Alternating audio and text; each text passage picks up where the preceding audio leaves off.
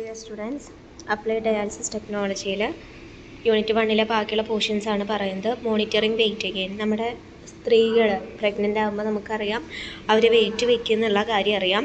അപ്പോൾ അത് നമ്മൾ നമ്മുടെ പേഷ്യൻറ്റിൻ്റെ വെയിറ്റ് നമ്മൾ ഇടയ്ക്കിടയ്ക്ക് ചെക്ക് ചെയ്യേണ്ടതാണ്. എത്രത്തോളം പേഷ്യൻറ്റിന് വെയിറ്റ് ഗെയിൻ വന്നിട്ടുണ്ട് എന്നുള്ള കാര്യം നമ്മൾ ചെക്ക് ചെയ്യണം. അപ്പോൾ നമുക്ക് ഒരു നമുക്കൊരു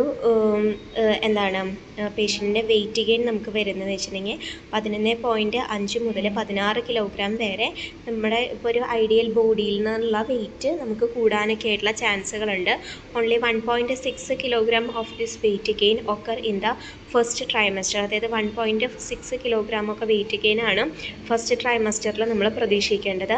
അതുപോലെ തന്നെ നമ്മൾ ഒരിക്കലും നമ്മുടെ പണ്ട് നമ്മൾ എടുത്തു വെച്ചിട്ടുണ്ടായിരുന്ന ഒരു വെയിറ്റ് ഇല്ലെങ്കിൽ നമ്മൾ പേഷ്യൻ്റ് പ്രഗ്നൻ്റ് ആവുന്നതിന് മുന്നേ വെച്ചിട്ടുള്ള ഡ്രൈ വെയിറ്റിലേക്ക് പേഷ്യൻ്റ് എത്തണം എന്നതിന് യാതൊരു നിർബന്ധവും നമുക്ക് ഉണ്ടാവുന്നില്ല.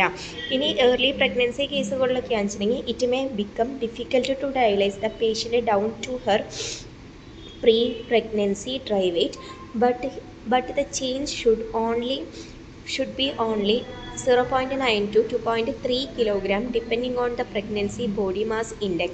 നമ്മുടെ പേഷ്യൻറ്റിൻ്റെ ബോഡി മാസ് ഇൻഡെക്സിനനുസരിച്ച് നമുക്കൊരു 0.9 മുതൽ 2.3 കിലോഗ്രാം വരെ നമ്മുടെ പേഷ്യൻ്റ് ചിലപ്പോൾ തൂക്കം ഉണ്ടായെന്നിരിക്കാം. പിന്നെ recommended weight gain in second and third trimester is between 0.3 and 0.5 kilogram per week. Again depending on the pregnancy BMI. Pregnancy BMIയിൽ നമുക്കിപ്പം സെക്കൻഡ് ട്രൈമസ്റ്റർ അതുപോലെ തന്നെ തേർഡ് ട്രൈമസ്റ്ററിലൊക്കെ ആയിട്ട് 0.3 മുതൽ 0.5 കിലോഗ്രാം ഒക്കെയാണ് പെർ വീക്ക് നമുക്ക് ഉണ്ടാവുന്നത്. പിന്നെ നമുക്ക് ഡയാലിസിസിൽ നമുക്ക് എത്രത്തോളം അതായത് പ്രഗ്നൻ്റ് ആണല്ലോ നമുക്ക് എന്തൊക്കെ ഡയറ്ററി സപ്ലിമെൻറ്റ്സും കാര്യങ്ങളൊക്കെ നമുക്ക് കഴിക്കാനായിട്ട് പറ്റും എന്നുള്ളത് നമ്മളൊരു ന്യൂട്രീഷനിസ്റ്റിനെ കണ്ടിട്ടാണ് വിലയിരുത്തുന്നത്. The most pressing question for the dialysis unit staff is determining how much of the weight changes between treatment is excess fluid and how much is part of the desired pregnancy associated weight gain.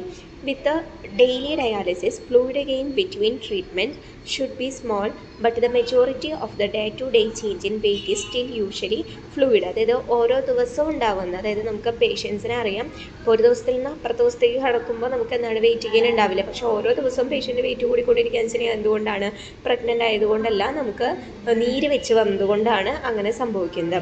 അപ്പോൾ അതുകൊണ്ട് തന്നെ carefully നമുക്ക് നമ്മുടെ പേഷ്യൻ്റെ wait ഗെയിനൊക്കെ നമ്മൾ നോക്കണം. അതുപോലെ തന്നെ daily dialysis ഒക്കെ ചെയ്ത് കഴിഞ്ഞിട്ടുണ്ടെങ്കിൽ നമുക്ക് നമ്മുടെ പേഷ്യൻ്റെ വോളിയം റിലേറ്റഡ് ആയിട്ടുള്ള ഹൈപ്പർ ടെൻഷനെ നമുക്ക് മിനിമൈസ് ചെയ്യുന്നതിന് വേണ്ടിയിട്ട് സാധിക്കുന്നു.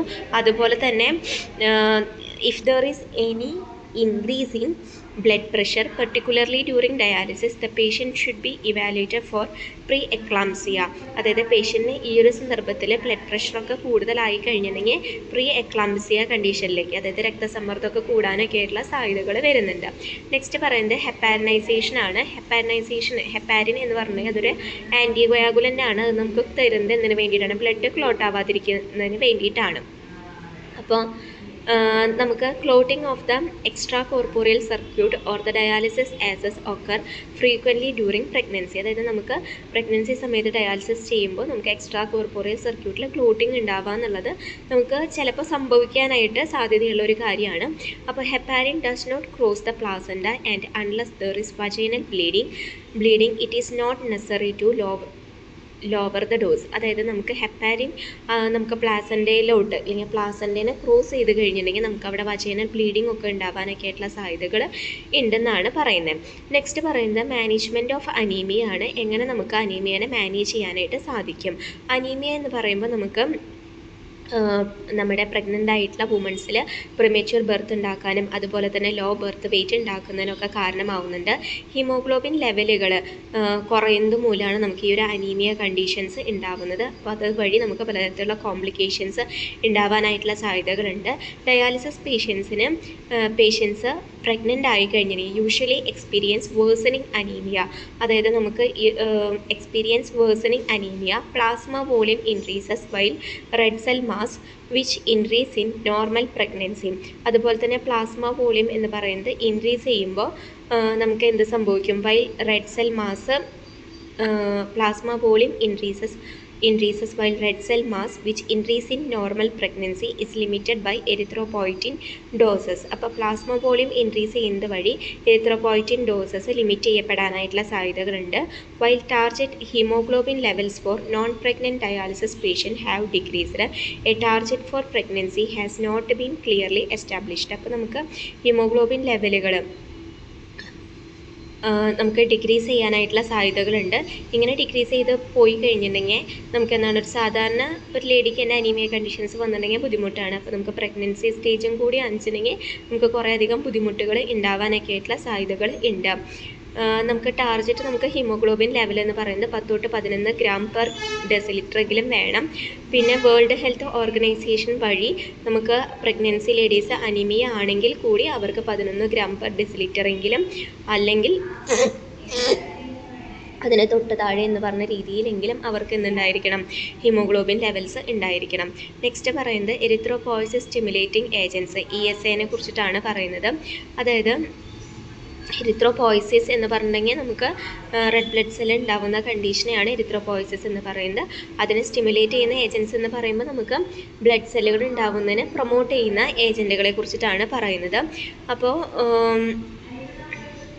all ESAs available are listed by the USA as being in category C in pregnancy. Congenital anomalies have not been reported in the infants of the small number of women who took erythropoietin during organogenesis. അതായത് നമുക്ക് സാധാരണയായിട്ട് ഈ ഒരു erythropoiesis stimulating agents കൊടുത്തത് വഴി പ്രശ്നങ്ങളൊന്നും നമ്മുടെ പേഷ്യൻസിലൊന്നും കണ്ടുവരുന്നില്ല. കാരണം എന്ന് വെച്ചിട്ടുണ്ടെങ്കിൽ നമുക്ക് അതായത് നമ്മുടെ ബ്ലഡ് സെൽ ഉണ്ടാവുന്നതിന് വേണ്ടിയിട്ടാണല്ലോ നമ്മൾ കൊടുക്കുന്നത്. അതിന് പ്രത്യേകിച്ച് റിയാക്ഷൻസ് ഒന്നും നമ്മുടെ പ്രഗ്നൻസി സ്ത്രീകളിൽ കണ്ടുപിടിച്ചിട്ടില്ല. Recombinant erythropoietin does not cross the placenta, but it is not known whether darbepoetin crosses the placenta. There are a few case reports of the use of darbepoetin in pregnancy without problems.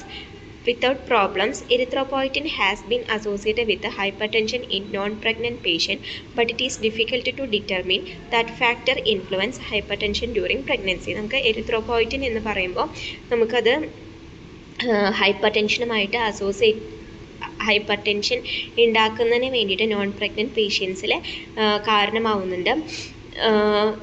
പിന്നെ women treated with erythropoietin prior to pregnancy require increased dose during pregnancy.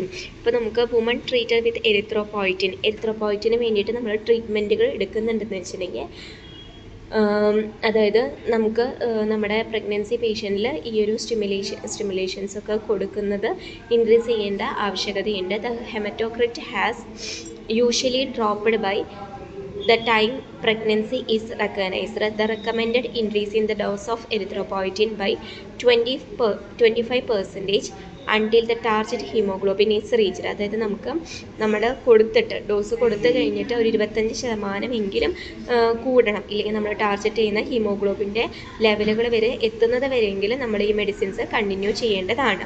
Next പറയുന്നത് iron തെറാപ്പിയാണ്. Iron തെറാപ്പിയിൽ വരുന്നത് നമുക്ക് erythropoietin stimulating agents ആണ് ഈ ഒരു iron therapies വഴി നമ്മൾ use ചെയ്യുന്നത്. ഇപ്പോൾ അയണിൻ്റെ മെഡിസിൻസ് ഒക്കെ കഴിക്കുന്നതിന് വേണ്ടിയിട്ടാണ്, നമുക്ക് ഹീമോഗ്ലോബിൻ്റെ അളവൊക്കെ കൂടുന്നതിന് വേണ്ടിയിട്ടാണ്. ഈ ഒരു അയൺ തെറാപ്പി വഴി നമുക്ക് അയൺ ഡെഫിഷ്യൻസീസ് ഒക്കെ കുറയ്ക്കുന്നതിന് വേണ്ടി സാധിക്കുന്നു. അതുപോലെ ഒരു നോർമൽ ആയിട്ടുള്ള ഒരു പ്രഗ്നൻസി നോർമൽ വുമൺ റിക്വയർ ചെയ്തിരിക്കുന്നത് 700 മുതൽ 1250 മില്ലിഗ്രാം അയൺസ് ആണ് അവർ ആവശ്യപ്പെടുന്നത്.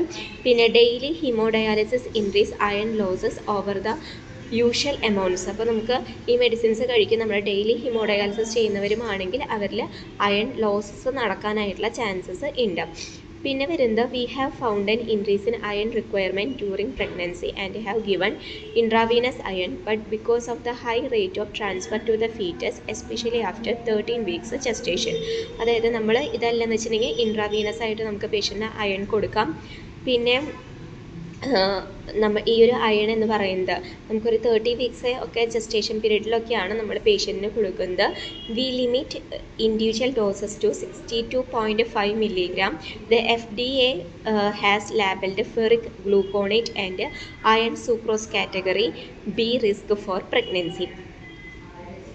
നെക്സ്റ്റ് വരുന്നത് ഫോളേറ്റ് ആണ്. ഫോളേറ്റ് എന്ന് പറയുമ്പോൾ അത് നമുക്ക് ഫോളേറ്റിൻ്റെ ടാബ്ലറ്റ്സ് ഒക്കെ കൊടുക്കുന്നതിന് വേണ്ടിയിട്ടാണ്.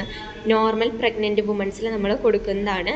ഈ ഫോളേറ്റ് ഡെഫിഷ്യൻസി എന്ന് പറയുമ്പോൾ increase in neural tube defects, folate losses increase with intensive dialysis, and folate supplementation should be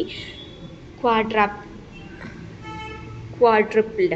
അതായത് നമ്മൾ ഫോളേറ്റിൻ്റെ ഡെഫിഷ്യൻസി നമ്മുടെ പേഷ്യൻസിൽ, പ്രത്യേകിച്ച് പ്രഗ്നൻ്റ് ആയിട്ടുള്ള സ്ത്രീകളിൽ നമ്മൾ കൊടുക്കുന്നതാണ് ഈ ഫോളേറ്റ് എന്ന് പറയുന്നത്, ഫോളേറ്റ് മെഡിസിൻസ്. അപ്പോൾ നമ്മൾ കൊടുക്കാനായിട്ട് പരമാവധി നമ്മൾ ശ്രദ്ധിക്കണം.